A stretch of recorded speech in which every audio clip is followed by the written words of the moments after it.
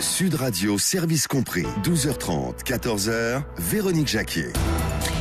Bienvenue si vous nous rejoignez, bon appétit évidemment si vous êtes à table. Vous êtes gâtés sur Sud Radio dans Service Compris. Le lundi, le jour de nos coachs en recherche d'emploi et j'accueille Anna Fernandez. Bonjour Anna. Bonjour Véronique, bonjour à tous. Anna Fernandez de Énergie Coaching. Vous pouvez mieux la connaître évidemment en allant sur son site energiecoaching.fr. Le mardi, c'est le jour de notre expert en crédit immobilier, Laurent Debatz. Le mercredi, le jour des médecins. Le jeudi, les avocats et le vendredi, les notaires. Alors Anna, pour être efficace aujourd'hui, bien que ce soit l'été, vous allez nous parler d'emploi. Bon, c'est presque un crime et pourtant, il y a des offres d'emploi à saisir. Il faut savoir, comme d'habitude, toujours bien chercher. Vous allez nous donner vos bons conseils. Après, évidemment, on accueillera les auditeurs de Sud Radio via le 0800 26 300 300 et via la page Facebook Service Compris. Il faut que ça bouge. Mais non seulement il faut bien savoir chercher, mais en plus aujourd'hui, vous nous dites, il faut chercher pendant l'été. Ou rester en veille, voilà, je dirais. Rester en veille. On va rester en veille. Vous ne mettez pas trop de pression quand même. Non, pas de pression, d'autant plus que mon mot d'ordre presque va être posez-vous, reposez-vous aussi. Oui. Parce que vous êtes en recherche active peut-être depuis quelques mois, depuis quelques semaines, voire peut-être une longue année. Vous êtes entouré donc d'une famille qui eux vont être en pause, voilà, ou le conjoint ou les enfants. Donc je dirais faites comme eux. Voilà, faut pas se mettre la rate au courbouillon. Non. D'autant plus que concrètement, à partir du prochain week-end, du 15 juillet, jusqu'à le week-end à peu près du 20 août, ça va nettement se calmer sur les réseaux, sur les sites d'emploi. On va voir des offres, c'est vrai, mais vous allez faire attention, c'est souvent les mêmes. Donc ce sont des réabonnements en fait automatiques. Vous n'aurez pas obligatoirement des opérationnels ou des DRH, des directeurs des ressources humaines, comme interlocuteurs disponibles.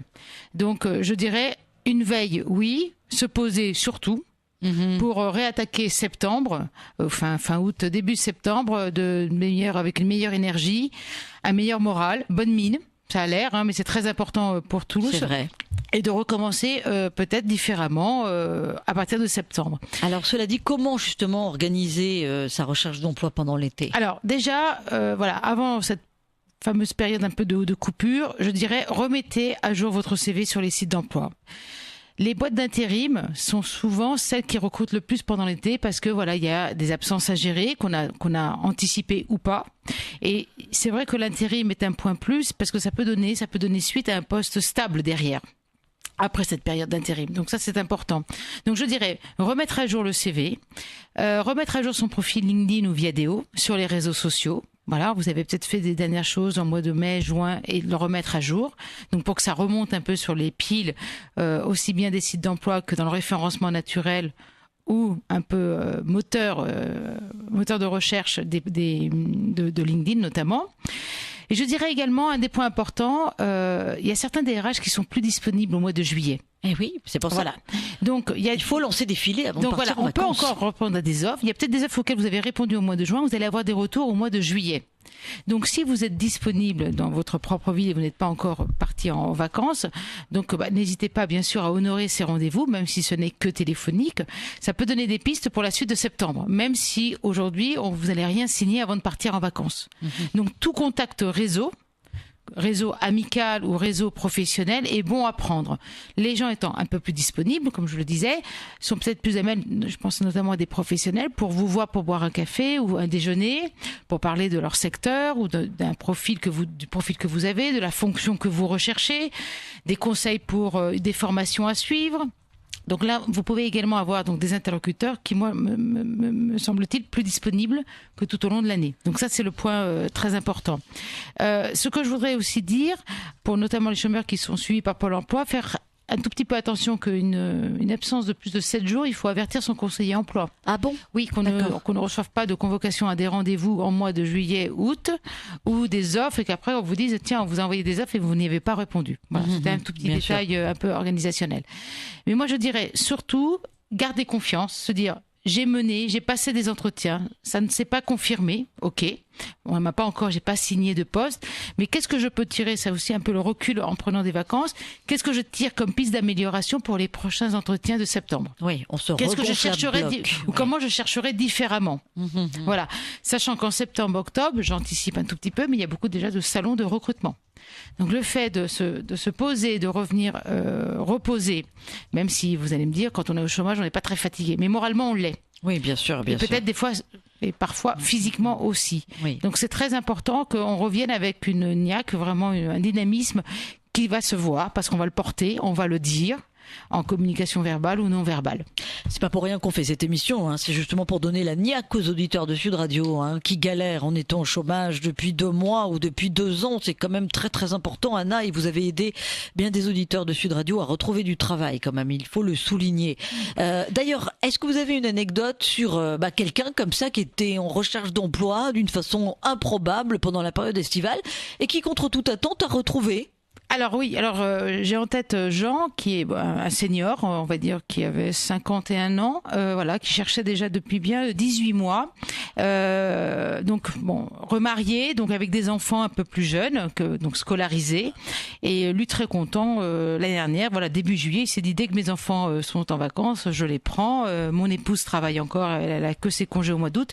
Au mois de juillet, je pars avec les enfants. Donc ils avaient une petite maison secondaire pas très loin de Paris, mais il avait bien sûr été en recherche active auparavant. Eh bien, il a eu un coup de fil, donc un entretien à la maison. Il l'a bien dit, hein, il a annoncé qu'il était en congé, pas disponible sur Paris, mais qu'il était OK pour un entretien par téléphone, qui s'est converti après en entretien Skype. Parce qu'il y avait un problème organisationnel par rapport aux enfants, donc il ne pouvait pas les lâcher à la campagne ni revenir sur Paris tout de suite. Et donc l'entretien Skype lui a donné la main pour le 3e entretien décisif. Et là, il a pu anticiper en termes de temps, donc un peu plus tard, au mois de juillet, pendant que son épouse pouvait s'occuper des enfants, de passer l'entretien. Donc il a signé un poste en passant les entretiens en juillet, oui. Piste sur laquelle il s'était lancé depuis avril-mai, hein, donc c'était une piste longue, hein, comme d'habitude en ce moment. Il a signé en juillet et il a négocié, mais ils l'ont compris, de commencer 1er septembre. C'est-à-dire que lui, n'est pas resté à Paris alors que son épouse devait partir avec les enfants en vacances. Donc voilà. Donc ça arrive. Voilà, ça arrive. Ça arrive de pouvoir signer en été, de commencer en septembre. Ça arrive de passer des entretiens, d'être encore shortlisté et qu'on vous donne une réponse aussi pour septembre. Oui, c'est important, C'est important, hein, ce message, pour donner du baume au cœur à tous les auditeurs de Sud Radio. Il n'y a pas de fatalité, on reste en mode veille, a les bons réflexes et évidemment on rebondit ou on réagit si ça mord à l'hameçon. Voilà, et si c'est plutôt le silence pendant les congés, à partir du week-end là, du 20 août, beaucoup de gens recommencent le lundi 21, vous remettez de nouveau votre CV sur les sites d'emploi, les boîtes d'intérim et vous relancez vos contacts au réseau. Ils ont pris aussi des congés, donc le silence ne veut pas dire une réponse négative. Oui, bien sûr, bien sûr. Vanessa a fait le 0826 300 300. Bienvenue sur Sud Radio dans Service Compris, Vanessa. Bonjour Véronique, bonjour à votre invité. Je vous appelle aujourd'hui parce que je cherche du boulot et j'ai envoyé énormément de CV. Seulement, j'ai effectivement des vacances à l'étranger de prévues entre le 1er et le 15 août. Et je me demandais si jamais, à tout hasard, on m'appelle à ce moment-ci pour un entretien. Est-ce que être en vacances est une excuse entre guillemets valable? Ou alors est-ce que ça va être vraiment très mal perçu par mon potentiel employeur de ne pas pouvoir venir parce que je suis partie en vacances? Non, Vanessa, l'excuse très valable, c'est d'expliquer votre situation. Donc vraiment d'être dans la franchise, c'est-à-dire que si vous êtes contacté pendant vos congés, donc vous êtes à l'étranger, donc ça va être soit un SMS, soit un mail, vous pouvez dire que vous êtes à l'étranger jusqu'à la période X et qu'à votre retour, ils peuvent vous contacter, vous vous permettrez de les recontacter. Je l'ai dit tout à l'heure, a priori, on pense que vous ne vivez pas seul. Donc, vous pouvez, même si vous vivez seul, vous pouvez avoir anticipé des vacances et les réserver très longtemps à l'avance pour différentes raisons. Ou même, si ça avait été une intervention chirurgicale, ça aurait été pareil. Ah oui, mais donc, vous savez qu'il y a des employeurs, Anna, qui ne comprennent pas quand on est au chômage ou qu'on recherche un travail, qu'on puisse prendre des vacances. Oui, ça va pas être perçu comme un manque d'implication de ma part. Non, parce que vous avez lancé les pistes avant. On va dire, là, sur juin-juillet, peut-être tout le mois de juillet. Franchement, entre le 1er et le 15, peu d'employeurs, que ce soit grands groupes ou PME, ne sont disponibles pour rencontrer des collaborateurs. Vous voyez ce que je veux dire? Donc ça peut être des pistes lancées, mais à mon avis, il y a peu de chances que vous soyez appelé au téléphone, peut-être, reçu, moins. Et même si vous étiez appelé, que vous disiez que vous êtes disponible après le 15 août, ça s'entend.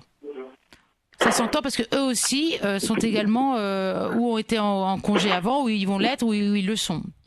Donc ne vous en faites pas, ça ne pénalise pas, puisque vous êtes dans la franchise. Donc vous dites les choses. C'est ça qui compte. C'est pas de dire je suis pas disponible et après d'appeler dans des mauvaises conditions pour faire un entretien téléphonique. C'est ça qui va être pénalisant. La franchise n'est pas pénalisante. C'est clair pour vous, Vanessa ? Eh ben, c'est parfait. Je serai franche avec eux. Je leur dirai merci beaucoup, en tout cas. Merci à vous. Merci, bon courage Vanessa. Vous faites comme Vanessa, bien sûr, le 0826 300 300. Il y a aussi notre page Facebook, un service compris, faut que ça bouge. Et vous participez sur sudradio.fr. Votre question pour Anna Fernandez, notre coach en recherche d'emploi. Hubert est avec nous sur Sud Radio. Bienvenue Hubert. Merci, bonjour. Bonjour Hubert. Alors voilà, je suis en vacances dans le sud de la Bretagne en ce moment et mon recruteur, il me propose un entretien pour un poste de chef de projet dont j'avais postulé il y a 2 semaines.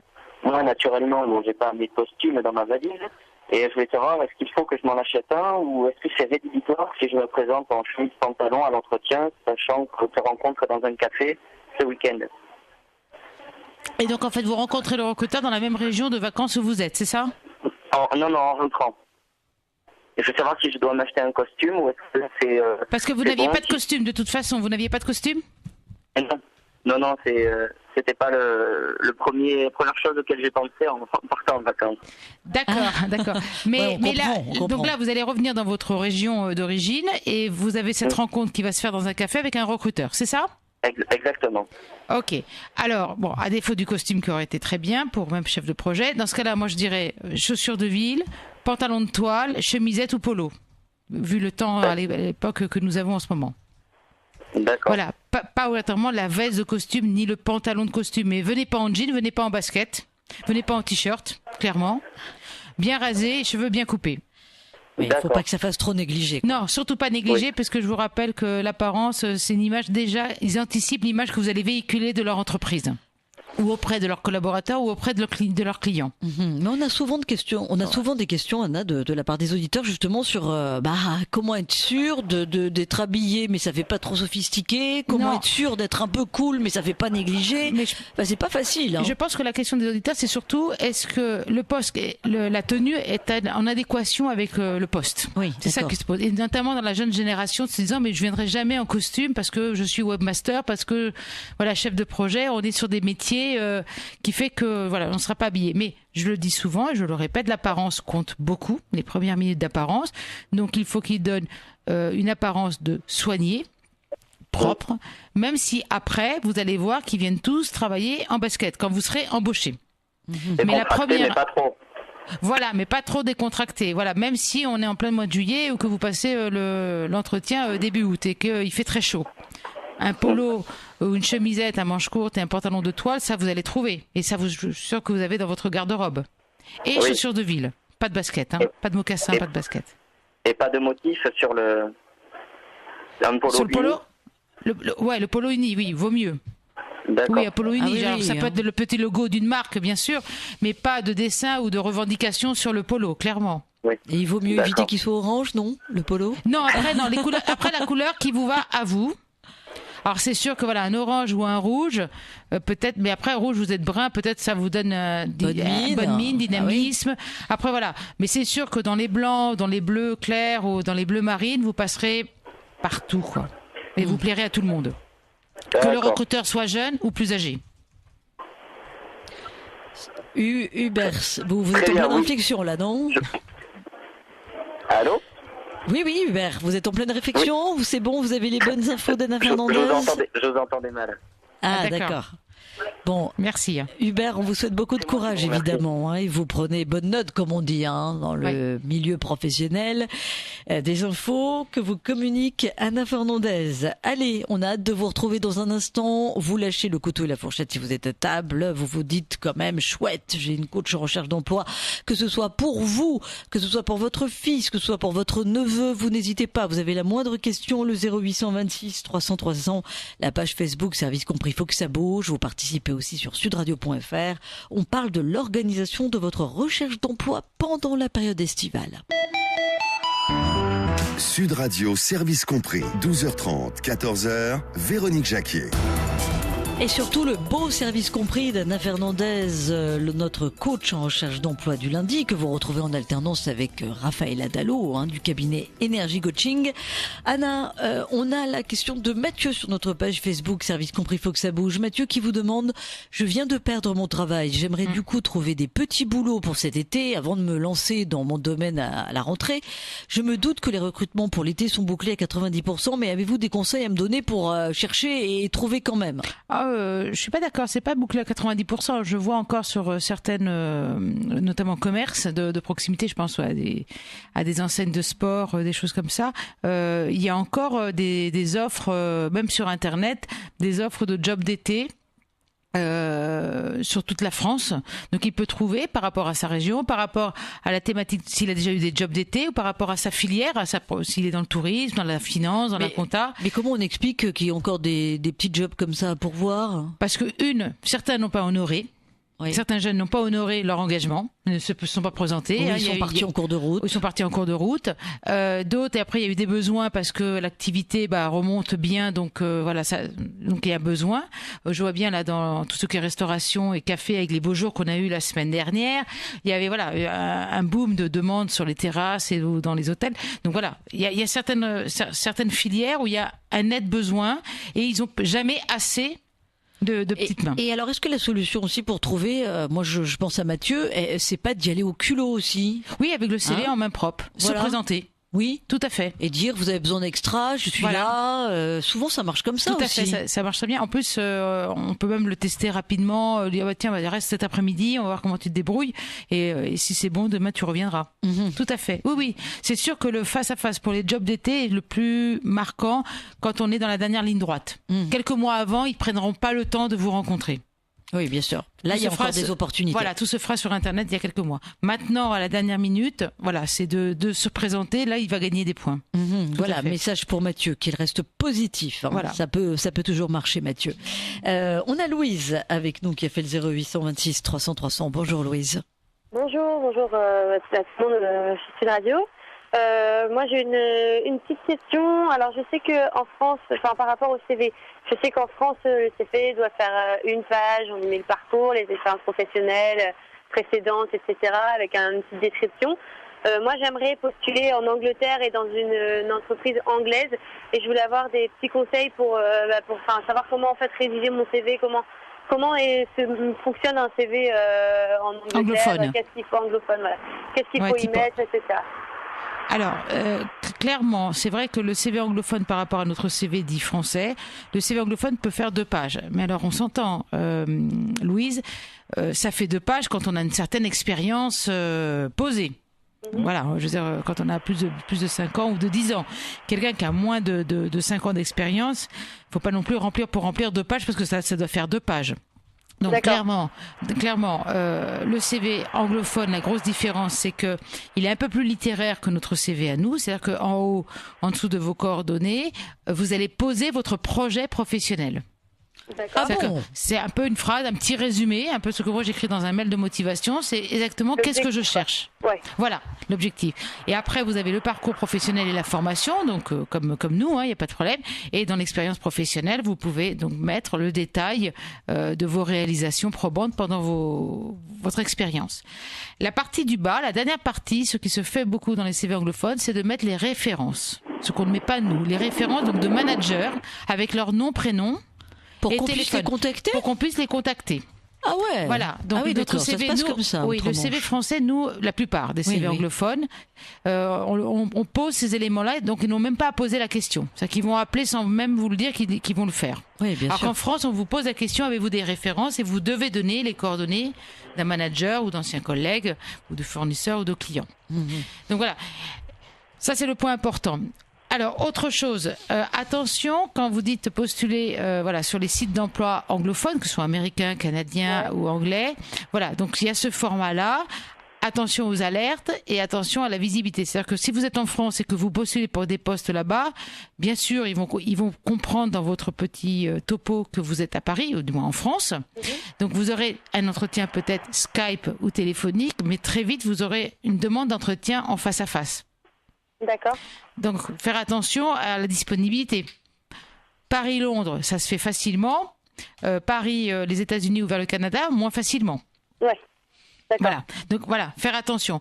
Autre point, moi j'ai accompagné des Français qui voulaient travailler à l'étranger, mais ils ont postulé à des postes ici à Paris pour des sociétés françaises qui cherchaient des postes là-bas. Mais les offres se faisaient ici. Et c'est ce que vous recommandez en fait, Anna? Et alors du coup, moi quand c'est comme ça, Oui. le CV français que je fais faire, qui parle donc du profil, des compétences, du parcours et de la formation, le recto est en français et le verso est en anglais. D'accord, ok. Ça, c'est... Comme ça, voilà, comme ça vous avez le DRH français, filiale par exemple d'un groupe anglais, ou filiale d'un groupe français mais pour la filiale anglaise, va pouvoir renvoyer à son homologue le même CV qu'il a devant les yeux, voyez? D'accord, oui, ok. Donc ça le rassure. Mhm. Et du coup, derrière, le verso est un CV non pas anglophone, mais vraiment la traduction mot à mot du CV français. C'est Ok. le même format. Ok, d'accord. Ça, Et on peut faire pareil pour des lettres de motivation, par exemple? En envoyer... Alors, la lettre de motivation, si vous répondez à une offre ici pour un poste là-bas, si l'annonce est en anglais, la lettre de motivation doit être en anglais. D'accord, ok. Ok. Voilà. Parce que vous mettrez un moment que vous êtes bilingue ou que vous avez un très bon niveau d'anglais. Ouais. Donc, après, vous passerez l'entretien en anglais. Mais si l'annonce est en anglais, vous pouvez tout répondre en anglais. Si l'annonce est en français, vous faites votre lettre de motivation en français avec ce CV bilingue, que j'appelle, et vous voyez après comment ça accroche. D'accord, ok. Bon, bah écoutez, merci beaucoup. De rien. Et alors, dernier point, n'oubliez pas de faire votre profil LinkedIn en français et en anglais. Ils Ouais, iront le ça, voir c'est automatiquement. Oui, ça c'est bon, j'avais fait déjà. Voilà. Ok. Et de bien le mettre à jour dans les compétences et les mots-clés. Ok, super. Oui, mais après, le CV LinkedIn, on n'est pas la même chose que sur des CV papier, donc... enfin, c'est pas... Si, c'est le même format maintenant. Vous Parce savez que dans LinkedIn, on on peut mettre télécharger... des références... Ah non, pas les références. En revanche, dans LinkedIn, vous avez des managers ou des patrons qui ont pu vous écrire des recommandations. D'accord, Vous savez Ouais, Voilà, c'est les vrai. recommandations, Oui, c'est oui. une référence. Ok, ouais, j'avais pas... Enfin, j'en ai pas, mais j'avais pas pensé, mais c'est vrai, oui, je vois Alors ça, vous pouvez demander à Ouais, des ouais, anciens ça- managers, s'ils sont sur LinkedIn, s'ils peuvent vous écrire une petite bafouille de recommandations. Ouais, C'est pas carrément. mal ça, Ok. Louise. Merci Ok. Louise Merci pour votre beaucoup. intervention. Vous Merci avez à vous. Au plein, revoir. voilà, plein de bonnes infos là pour postuler en Angleterre dans une entreprise anglaise. C'était le cas de Louise. Juste un mot pour ceux qui nous écoutent et pour qui c'est pas évident quand on parle de LinkedIn. Oui. Vous avez dit les fameux mots clés. Oui, les Alors mots-clés. quels sont les mots clés sur lesquels il faut jouer pour Alors, les mots-clés, c'est ce qu'on appelle les compétences sur LinkedIn. Donc, c'est les mots-clés afférents à votre parcours, à votre formation et à votre expérience professionnelle. Mhm. Voilà.